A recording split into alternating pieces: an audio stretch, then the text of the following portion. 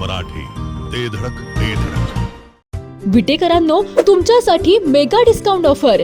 20 वर्षांपासून ग्राहकांचा विश्वास जपणाऱ्या मध्यवर्ती बुक सेलर्स कडून धमाकेदार ऑफर. क्लासमेट आणि नवनीतच्या ब्रँडेड वह्यांवर तब्बल 25% सूट, तर अन्य कंपनीच्या वह्यांवर देखील 50% पर्यंतची मोठी सूट. एवढेच नव्हे तर 2500 रुपयांच्या खरेदीवर मिळणार आकर्षक भेटवस्तू एकदम फ्री. त्वरा करा, विट्यातील छत्रपती शिवाजी महाराज चौकातील मध्यवर्ती बुक सेलर्सच्या धमाका ऑफरचा लाभ घ्या. संपर्क आपल्या स्क्रीनवर.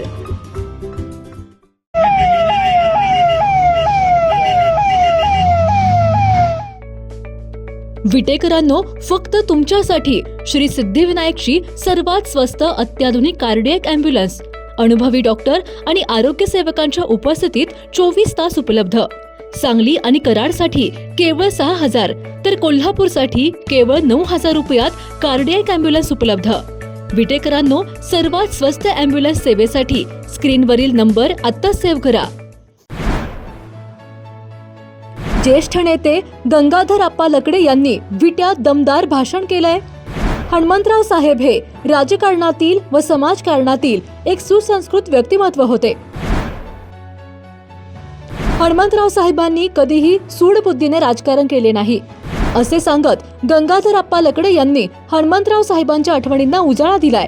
माजी आमदार ॲडव्होकेट सदाशिवराव पाटील यांच्या उपस्थितीत आदर्श महाविद्यालयात माजी विद्यार्थी स्नेह मेळावा संपन्न झालाय. यावेळी माजी विद्यार्थी असोसिएशनने महाविद्यालयाला अत्याधुनिक स्मार्ट बोर्ड भेट दिलाय.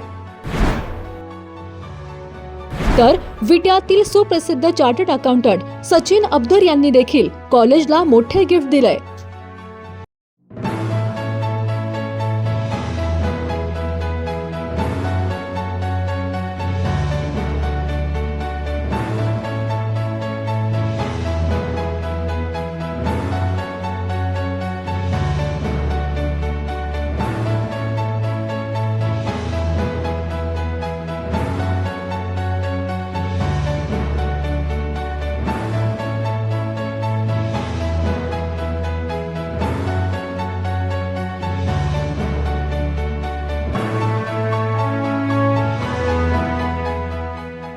विट्यातील आदर्श कॉलेजमध्ये लोकनेते हनुमंतराव पाटील यांची जयंती आणि खानापूर आटपाडी मतदारसंघाचे माजी आमदार ॲडव्होकेट सदाशिवराव पाटील यांच्या वाढदिवसानिमित्त आदर्श कॉलेज माजी विद्यार्थी असोसिएशन व अंतर्गत गुणवत्ता हमी कक्ष यांच्या संयुक्त विद्यमाने माजी आमदार ॲडव्होकेट सदाशिवराव पाटील यांच्या उपस्थितीत माजी विद्यार्थ्यांचा स्नेह मेळावा संपन्न झाला. यावेळी आदर्श कॉलेज माजी विद्यार्थी असोसिएशनच्या वतीने कॉलेजला स्मार्ट बोर्ड भेट देण्यात आला. तर माजी विद्यार्थी सचिन अब्दर यांनी वडिलांच्या स्मरणार्थ वॉटर प्युरिफायर सिस्टीम भेट दिली. या वस्तूंचे लोकार्पण ॲडव्होकेट सदाशिवराव पाटील यांच्या हस्ते करण्यात आले. ज्येष्ठ नेते गंगाधर अप्पा लकडे यांनी लोकनेते हनुमंतराव पाटील साहेबांच्या अनेक जुन्या आठवणींना उजाळा दिला. बघूया ते नेमके काय म्हणाले. 1962 मी धंद्यात आलो आणि संपतराव नानांच्या बरोबर 1962 ते 70 पर्यंत काम केलं आणि नंतर 85 ते 90 पर्यंत. पण काय झालं कुणाच ठाऊक, साहेबाची आमची दोस्ती नाके काढून असतात. साहेब नाके काढून होते. आमचं हार्डवेअरचं दुकान आणि जगात ते निमित्त गावचाला आम्ही जायचो. म्हणजे कुणी का असणार आणि त्या जगातीच्या ह्याच्यातनं साहेबांची माझी दोस्ती वाढली.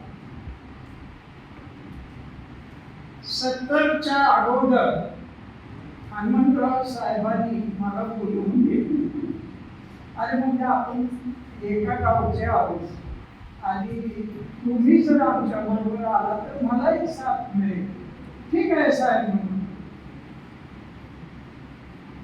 1970 पासून बाळासाहेब साहेबांच्या बरोबर राहिलो. ते 1998 चे मधला 5 वर्षाचा गॅप आहे.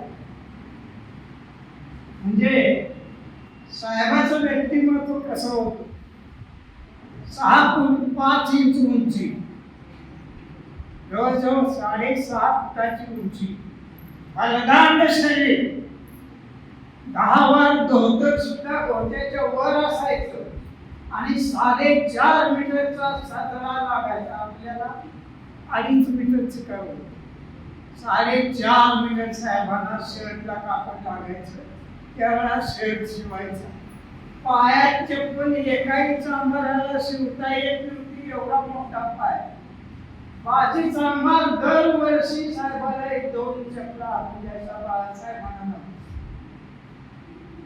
आणि 74ला त्याच्या आधी साहेब नगरसेवक झाले व्हाईस प्रेसिडेंट झाले नगराध्यक्ष झाले परंतु जनरल मधून इलेक्शन 1974 ला लागले आणि 1974च्या निवडणुकीमध्ये संपूर्ण गावातनं हनुमंतराव साहेब फक्त 150 मतांना निवडून आले शिवाजीराव कदम उभा राहिले 2001 ला सदाशिव पाटील निवडून आले 2016 ला प्रतिभाताई निवडून आले जनरल इलेक्शन ही त्याच्यानंतर आता झालं ओबीसी पण तिन्ही इलेक्शन या पाटील घराण्यात तर याचं कारण काय असावं साहेबांचं काही फार मोठं शिक्षण झालं नाही 8वी-9वी पर्यंत महात्मा गांधी विद्यापीठ परंतु त्याची गाणं मोठी होती वागण्याची कला मोठी होती पाटील घराण्यात जरी जन्माला आले तरी कधी अहंभाव दाखवला नाही कुणाकडे कधी हात पसरला नाही जे काही देता येईल ते लोकांना त्यांनी दिलं कुणाकडे काही घेतलं नाही आणि गावाकरता आपलं कर्तव्य म्हणून जे त्यांनी काम केलं ते वाखाणण्यासारखं काम 74ला निवडून आल्यानंतर बाळासाहेब तुम्ही नगरपालिकेत होता त्यावेळेला विटा नगरपालिका गांधी चौकात होती बारकत शेट आहे तिथे इमारत होती गाव सुद्धा साहेबांच्या काळात फार मोठं नव्हतं हे आता शिवाजी चौकातलं शेवट कोर्ट कचेरी ही गावाच्या बाहेर नगरपालिकेच्या ठिकाणी जनावरांचा बाजार म्हणजे एवढं गाव लहान होत अशा या गावामध्ये वाढ करण्याकरता हनुमंतराव साहेबांनी 74 साली निवडणूक लढवून प्रेसिडेंट झाले त्याच्यानंतर नगरात म्हणजे नगरसेवकांच्या मतातून आमदार होण्याची वेळ आली आणि त्यावेळेला वसंतराव दादा मुख्यमंत्री होते दादा संपूर्ण जिल्ह्यात वसंतराव दादांना विरोध करणारा कोण असेल तर हनुमंतराव जिल्हा एका बाजूला हनुमंतराव पाटील एका बाजूला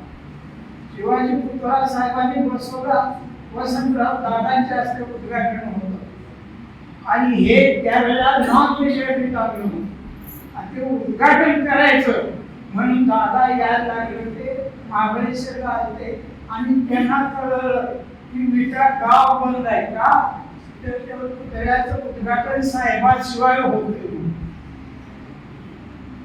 तिथंच दादा परत गेले आणि विशेष म्हणजे पुन्हा हनुमंतराव साहेब नगराध्यक्ष झाले आणि शिवाजी पुतळ्याचं उद्घाटन वसंतराव दादांच्या हस्ते साहेबांनी म्हणजे ध्यास कसा असावा मी केलेल्या कार्याचा सुद्धा तुम्ही गौरव करत नाही ना ठीक आहे परंतु गावाला सुद्धा त्याचं उद्घाटन आणि 74च्या निवडणुकीत दादा जेव्हा मुख्यमंत्री झाले त्यावेळेला नगरपालिकेची आता जी मोठी इमारत आहे या इमारतीची जागा महाराष्ट्र शासनाकडून सर केवढ्यात मिळाली 1 रुपया काय किंमत आहे जागा केवढी आता काढायला 50 लाख होते एका काळात एवढी मोठी इमारत हे हनुमंतराव साहेबांनी त्यावेळेला 27 लाख रुपये मिळवली 27 लाख रुपये टोटल खर्च आणि ती कशी मिळवली तर त्यावेळेला साहेबांच्या काळात संपूर्ण देवाणी समाज मिळवली मला वाटते 2-3 कामगार तेवढे आमच्या बाजूला असतील त्यावेळेला आणि मग त्यावेळेला सुतावर जगात 2% बसले आणि ती जगात ह्या सगळ्या देवाण समाजानं पुन्हा महाराष्ट्र शासनाकडून उठवून आणली पण 1 वर्षाच्या कालावधीत 27 लाख रुपये गोळा झाले आणि ते पैसे इमारतीला खर्च केले आणि ती इमारत म्हणजे नगरपालिकेची इमारत नाही. दुसरं बघून कार्य काय असेल तर लोकांच्या कडून मिळणाऱ्या पैशातून भैरवनाथ कार्यालय उभा केलं, यशवंतराव चव्हाणांचा पुतळा उभा केला.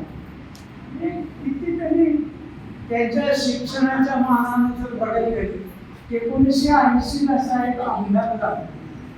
बाळासाहेब त्यावेळेला खानापूर आटपाडी तालुक्यात असं साहेबांचं कार्य काय नव्हतं आणि आटपाडी तालुक्यात सुद्धा ओळखी नव्हते. आमची दुकानं करवेली खर्चुंडी आटपाडी लोकांची आणि एकूण एक माणूस आम्ही ओळखतो.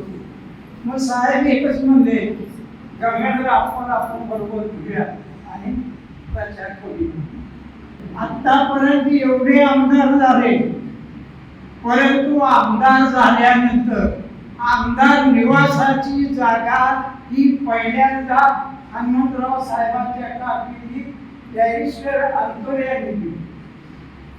आमदार निवासात वरळी सीप्लेसला 502 नंबरचा फ्लॅट जो आहे ना सदाभाऊ, तो हनुमंतराव साहेबांनी त्या काळात 3.5 लाख मिळाला. ती पैसे नव्हते आणि 18 व्यापाऱ्याकडे पैसे आणले साहेबांसाठी आणि मग पुन्हा त्यांची पैसे आणले. या अशा परिस्थितीत तो फ्लॅट मिळाला.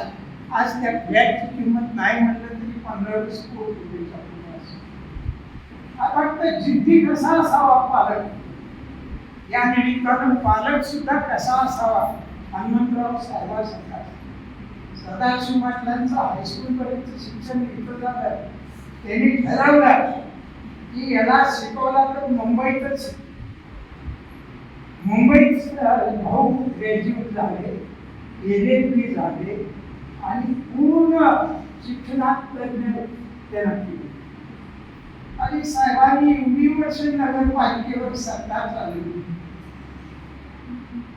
1980 ला भाऊचं लग्न झालं आणि 85च्या निवडणुकीमध्ये 2 ठिकाणी साहेब निवडले. 2 आणि 1 ठिकाणचा राजीनामा दिला आणि दुसऱ्या ठिकाणी सदाभाऊंना उभा केला आणि निवडून आणलं. 85 ला बिनविरोध बाळासाहेब इलेक्शन झालं का सगळ्या विरोधकांना सुद्धा समजावून सांगितलं आणि एकच सदाभाऊचा आदेश राहिला आणि बिनविरोध. आणि सदाभाऊचं कसं आहे, एक उच्च शिक्षित आणि सगळ्यांना हवंसं वाटावं आणि नेमकं पुढच्याला काय पाहिजे हे ओळखावं असं एक नेतृत्व. हे सदाभाऊ साधी व्यक्ती नाही, माणसाच्या मनातलं जर कुणी ओळखावं ते सदाशिव पाटलांनी. साहेब जेव्हा आमदार झाले त्यावेळी यशवंतराव चव्हाण प्रचाराला आले. मग साहेबांनी गाडी कुणाला घेऊन मला घेतली आणि आम्ही या मतदारसंघात 21 सभा केल्या. 21 आणि संध्याकाळची सभा 5 वाजता गांधी चौकात ठेवली होती. चव्हाण साहेब म्हणले हे हनुमंतराव पाटील निवडून आले म्हणून आज मी केले. तसंच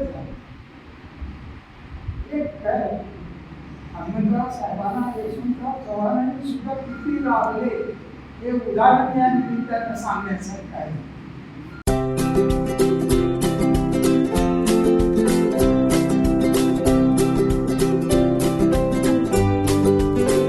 लग्न बस्त्याची खरेदी करायचे आणि आपल्या प्रियजनांना दर्जेदार फर्निचर आणि भांड्यांचा आकर्षक सेट एकदम माफक दरात गिफ्ट द्यायचाय तर आता विट्यातील बालाजी फर्निचर मॉल मध्येच आपली खरेदी करा. बालाजी फर्निचर मॉल, लग्न बस्त्याचे माहेर घर. पत्ता भैरवनाथ मंगल कार्यालय, मायनी रोड, विटा.